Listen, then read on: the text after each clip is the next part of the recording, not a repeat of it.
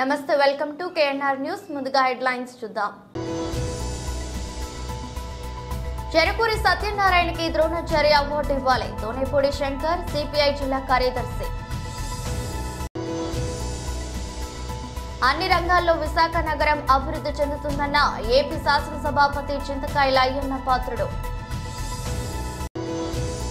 గత ప్రభుత్వం చంద్రబాబు పట్ల క్రూరంగా వ్యవహరించిందని 69వ వార్డు కార్పొరేటర్ కాకి గోవింద్ రెడ్డి ఆరోపించారు. అనకాపల్లి మండలం ఊడేరు వద్ద 100 కేజీల గంజాయిని అనకాపల్లి రూరల్ పోలీసులు పట్టుకున్నారు. తిరుపతిలో ఉన్న శ్రీ వెంకటేశ్వర విశ్వవిద్యాలయంలో దళిత ప్రొఫెసర్ చెంగయ్యపై దుండగులు దాడి చేయడం అమానుషమని బహుజన సమాజ్ పార్టీ రాష్ట్ర కార్యదర్శి బోని కృష్ణ, విశాఖ జిల్లా అధ్యక్షుడు పేద పెంకి శివప్రసాద్ ఆవేదన వ్యక్తం చేశారు. ప్రొఫెసర్ పై దాడిని ఖండిస్తూ పెందుర్తిలో ఉన్న అంబేద్కర్ విగ్రహం వద్ద బహుజన సమాజ్ పార్టీ ఆధ్వర్యంలో ధర్నా నిరసన నిర్వహించారు. ఈ సందర్భంగా పై నాయకుల ఇద్దరు మాట్లాడుతూ యూనివర్సిటీలో విధులు నిర్వహిస్తున్న దళిత ప్రొఫెసర్ పై దాడులు చేయడం బాధాకరమన్నారు. ఇలాంటి దుండగులపై కేంద్ర రాష్ట్ర ప్రభుత్వాలు కఠిన చర్యలు తీసుకోవాలని డిమాండ్ చేశారు. ఈ కార్యక్రమంలో దళిత నాయకులు కరణం తిరుపతిరావు, కనక మహాలక్ష్మి, జంగాల గోపాలరావు, విశ్వనాథం, అప్పలరాజు, శ్రీను, కొంతమంది దళిత నాయకులు పాల్గొన్నారు.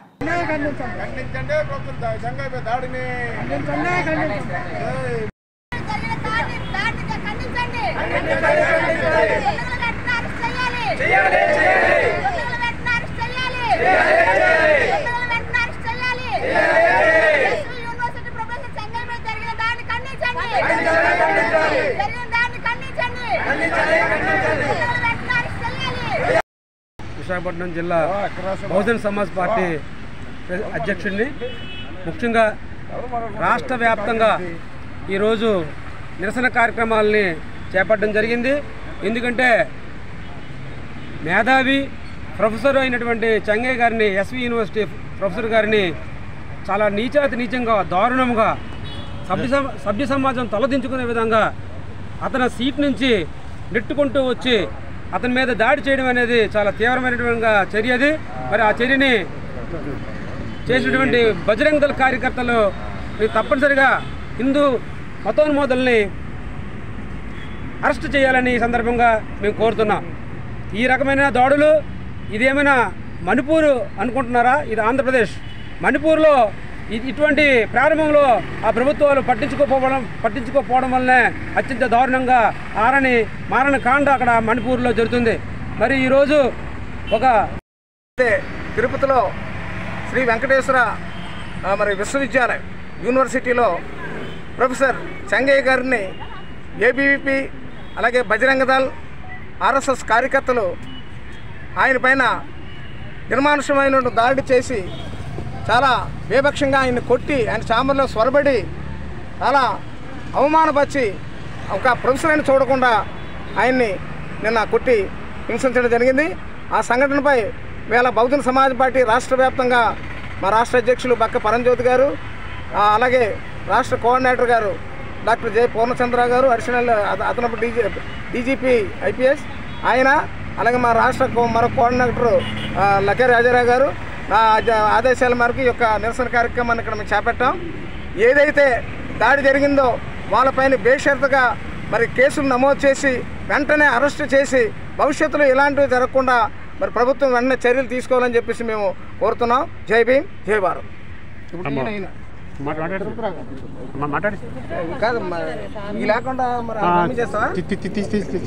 అనకాపల్లి డీఎస్పీ శ్రావణి మీడియాతో మాట్లాడుతూ గంజాయి అక్రమ రవాణాపై ముందస్తు సమాచారం మేరకు అనకాపల్లి మండలం ఊడేరు వద్ద వాహన తనిఖీ చేస్తుండగా ఎర్టిగా కారు దిగి పారిపోతుండగా 3 నిందితులను అదుపులోకి తీసుకున్నామని, ఒక వ్యక్తి తప్పించుకుని పారిపోయాడని, కారులో 5 గోనె సంచులతో సుమారు 100 కేజీలకు గంజాయి పట్టుకోవడం జరిగిందని డీఎస్పీ శ్రావణి తెలిపారు.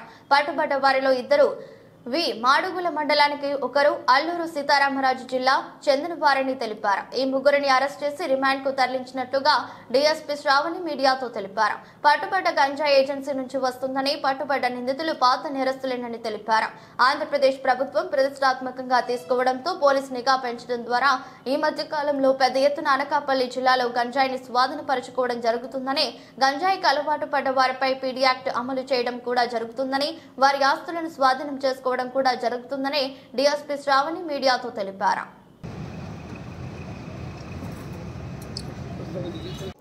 ఊడూరు జంక్షన్ దగ్గర వెహికల్ చెకింగ్ చేయడం జరిగిందండి. జంక్షన్లో బేస్డ్ ఆన్ రిలయబుల్ ఇన్ఫర్మేషన్ ఒక ఎరిటిగా కార్ని చెక్ చేయగా అందులో 100 కేజెస్ గాంజా అనేది దొరకడం జరిగింది.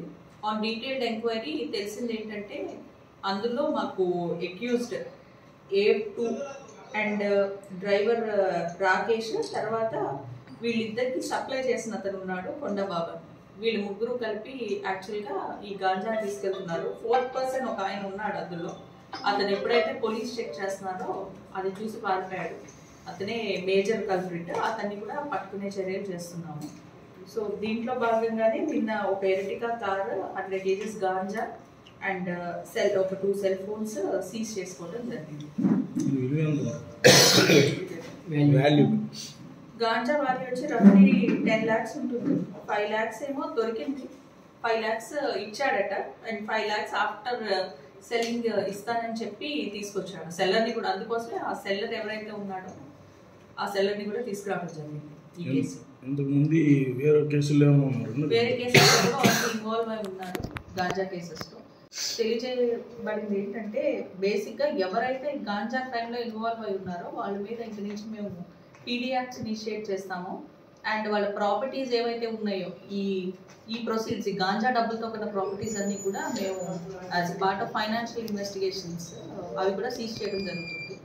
సో ఇక్కడ నుంచి చాలా స్ట్రిక్ట్ యాక్షన్ తీసుకుంటాం ఈ గాంజా అఫెన్సెస్. వి మాడుగుల వాళ్ళు ఉన్నారు అండ్ జీ మాడుగుల వాళ్ళు ఉన్నారు. వి మాడుగుల అండ్ జీ మాడుగుల. ఇప్పుడు రాకేష్ అన్న అబ్బాయి ఇప్పుడు వెహికల్ ఓనర్ కమ్ డ్రైవర్. అతను కూడా తెలుసు అందులో గాంజా ట్రాన్స్పోర్ట్ అవుతుందని. సో అతను కూడా ట్రాన్స్పోర్టేషన్ వి మాడుగుల.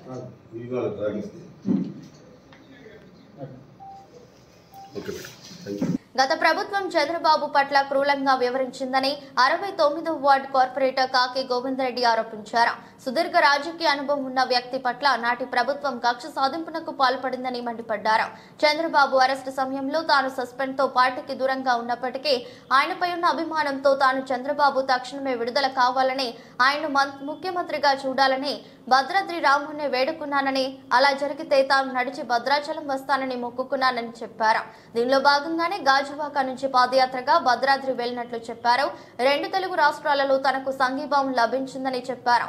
చంద్రబాబు రాష్ట్రానికి ఎంత అవసరమో దేశానికి అంతే అవసరమని తెలిపారు. కార్యక్రమంలో నావన సింహాచలం, మధులత, గిడుతూరే అప్పారావు తదితరులు ఉన్నారు.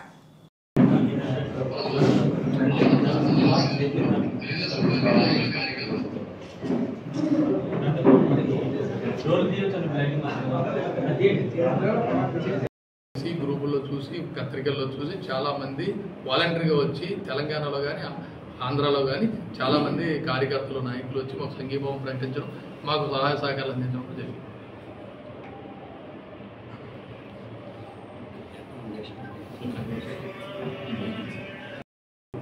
ఆ రోజు ఏ క్షణం ఏం జరుగుతుందో తెలియని పరిస్థితి, ఎప్పుడు ఎవరిని అరెస్ట్ చేస్తారో, ఎవరిని ఇల్లు ధ్వంసం చేస్తారో తెలియని పరిస్థితి ఆ పరిపాలన ఉన్నప్పుడు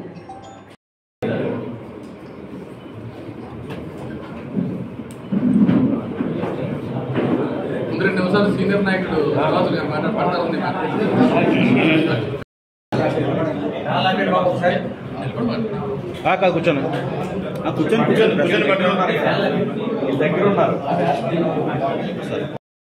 అందరికీ నమస్కారం అండి. ముఖ్యంగా పత్రికా సోదరులకి, విలేకరులకి అందరికీ కూడా పేరు పేరున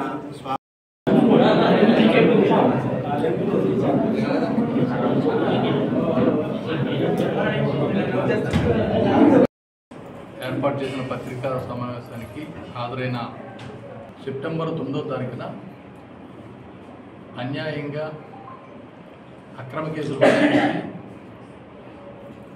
వయసు రీత్యా పెద్ద వ్యక్తి అయినా భారతదేశంలో ఆంధ్రప్రదేశ్ని స్థానాన్ని నిలిపిన వ్యక్తి, ప్రపంచపటంలో భారతదేశానికి ఆంధ్రప్రదేశ్కి ఒక పేరు తీసుకొచ్చిన వ్యక్తి, సుదీర్ఘ రాజకీయ అనుభవం కలిగిన వ్యక్తిని రాజకీయ ప్రేరేపిత కక్షతో, ఒక కుట్రతో అరెస్ట్ చేసి పైశాచిక ఆనందాన్ని పొందిన ముఖ్యమంత్రిని గతంలో మనం చూసాం.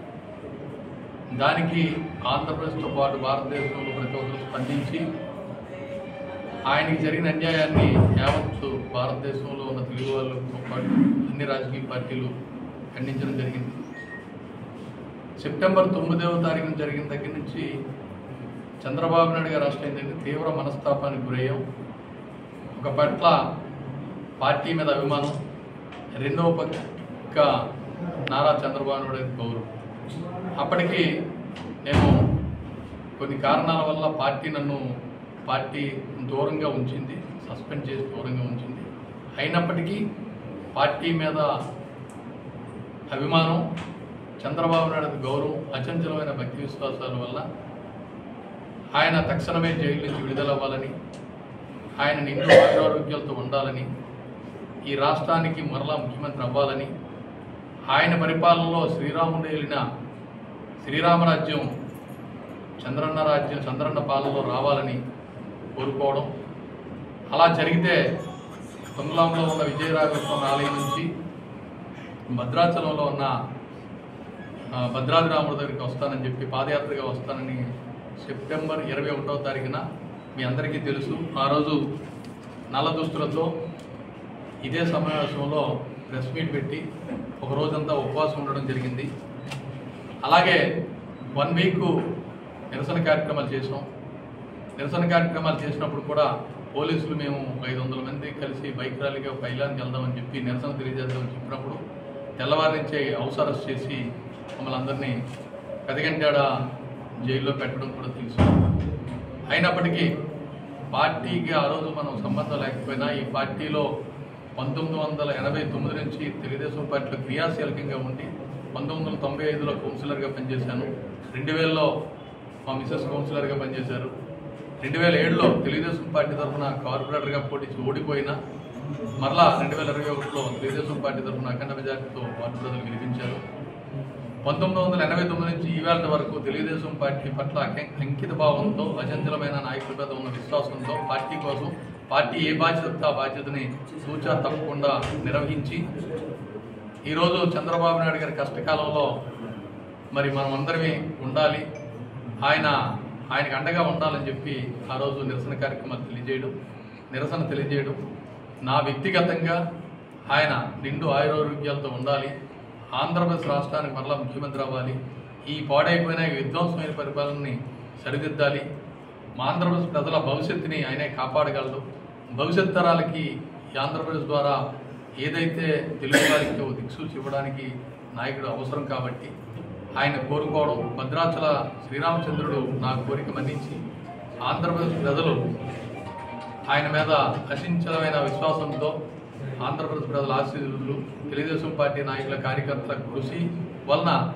ఎవరికీ రాని విధమైన మెజార్టీ ఈ ఆంధ్రప్రదేశ్లో ఎవరూ సాధించిన మెజార్టీతోటి కూటమి ప్రభుత్వం మరి ఈరోజు అధికారంలోకి రావడం జరిగింది.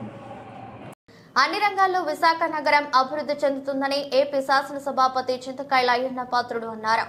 ఆగనంపూడి స్టీల్ ప్లాంట్ రోడ్డులో నూతనంగా నిర్మించిన విఎంఆర్ మల్టీప్లెక్స్ థియేటర్లను పార్టీ రాష్ట్ర అధ్యక్షుడు ఎమ్మెల్యే పల్లా శ్రీనివాసరావుతో కలిసి ఆయన ప్రారంభించారు. ఈ సందర్భంగా అయ్యన్న మాట్లాడుతూ అమరావతి తర్వాత అతివేగంగా అభివృద్ధి చెందుతున్నది విశాఖ నగరమేనన్నారు. విశాఖ డైరీలో అవినీతి జరిగినట్లు ఆరోపణలు వెల్లువెత్తిన నేపథ్యంలో చంద్రబాబు ప్రభుత్వం సంచలన నిర్ణయం తీసుకుందని, డైరీ అవినీతిపై విచారణకు గాను హౌస్ కమిటీ నెల 9న విశాఖ వస్తుందని చెప్పారు.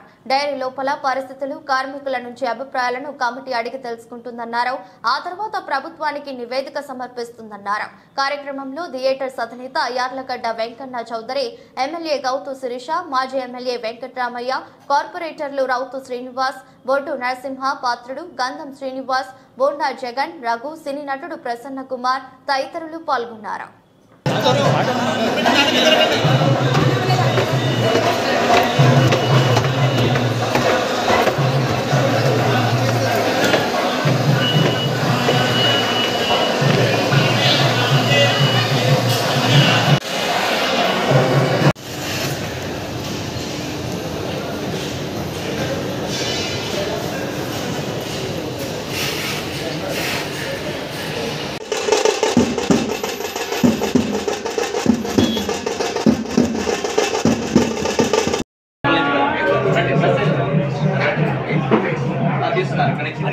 కార్ నుంచి ఆ కార్ నుంచి వీళ్ళు వస్తారు అప్పుడు సార్తో పాటు.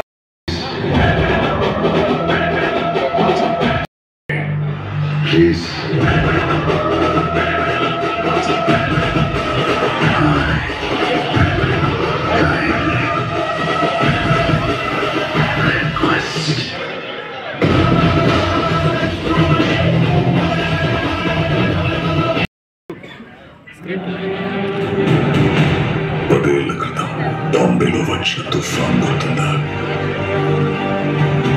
సానా వెతకల సామి రక్తంతో సంద్రమే ఇరుపెక్కిన కథ.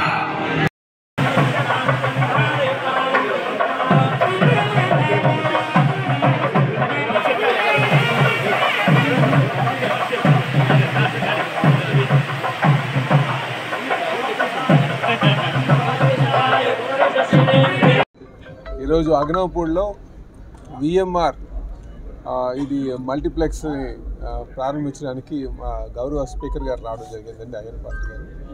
వారు మా గాజువాక ప్రాంతంలో స్టార్ట్ చేసినటువంటి ఈ మల్టీప్లెక్స్ ఓపెనింగ్కి వచ్చినందుకు గాను వారికి గాజువాక ప్రజల తరఫున నేను ధన్యవాదాలు తెలియజేసుకుంటున్నాను. అలాగే ఇప్పుడు మనకు విశాఖపట్నం గాజువాక అనేసరికి కొంచెం రూరల్ అనే ఒక అట్మాస్ఫియర్ వస్తుంది. కానీ ఈరోజు వెంకయ్య చౌదరి గారు, ఆయన పేరు కూడా ఇక్కడ బాగా పేరు ఉన్నటువంటి వారు, ఎప్పటి నుంచో వ్యాపారాలు చేస్తున్నారు. వారు ఇక్కడ అగ్నంపూడిలో ఈ మల్టీప్లెక్స్ థియేటర్ కట్టడం కూడా సిటీ కల్చరు ఇక్కడ తీసుకురావడం మాకు చాలా సంతోషంగా ఉందని చెప్పి తెలియజేస్తున్నారు. ఇప్పుడు ఇదివరకు అయితే ఇక్కడి నుంచి మన సిటీ వెళ్ళాల్సిన పరిస్థితి ఉండేది. ఒక సిఎంఆర్ వచ్చింది, తర్వాత ఇక్కడ ఈ ప్రాంతం తేడం మాకు చాలా సంతోషం అని చెప్పి ఈ థియేటర్ బాగా నడవాలి.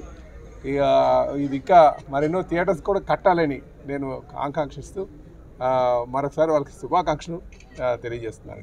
అందరికీ నమస్కారం అండి. ఈరోజు ఇక్కడ మన ప్రాంతంలో ఈ గాజువాక ప్రాంతంలో మరి కాంప్లెక్స్ కట్టినటువంటి మన వెంకట చౌదరి గారికి వాళ్ళ కుటుంబ సభ్యులందరికీ శుభాకాంక్షలు తెలియజేస్తున్నాను. చాలా సంతోషం. మరి వీరు ఎవరో కాదు, మా గురువు గారు అల్లుడు. గురుగారు ఎవరు తెలుసా?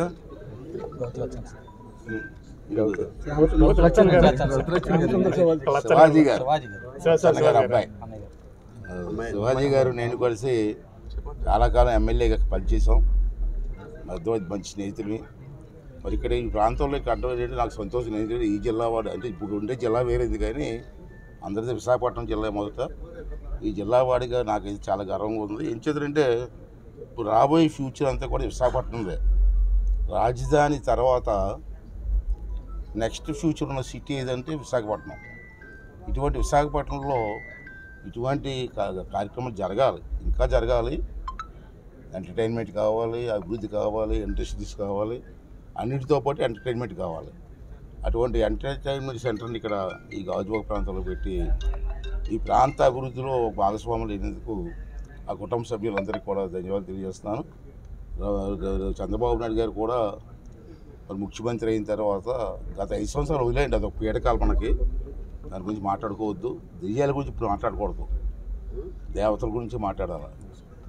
అది పీడకాలు. అది ఈ 5 సంవత్సరాల్లో కూడా రాష్ట్ర అభివృద్ధి చెందుతుందన్న పూర్తి విశ్వాసం ప్రజలకు ఉంది, అందరికీ ఉంది. అలాగే కేంద్ర ప్రభుత్వం కూడా రాష్ట్ర అభివృద్ధి కోసం పూర్తి సహకారాన్ని అందిస్తున్నారు. అంచేత రాష్ట్ర అభివృద్ధి అయితే మొట్టమొదటిసారిగా అభివృద్ధి చెందే పట్టణం ఏది ఉందంటే విశాఖపట్నమే.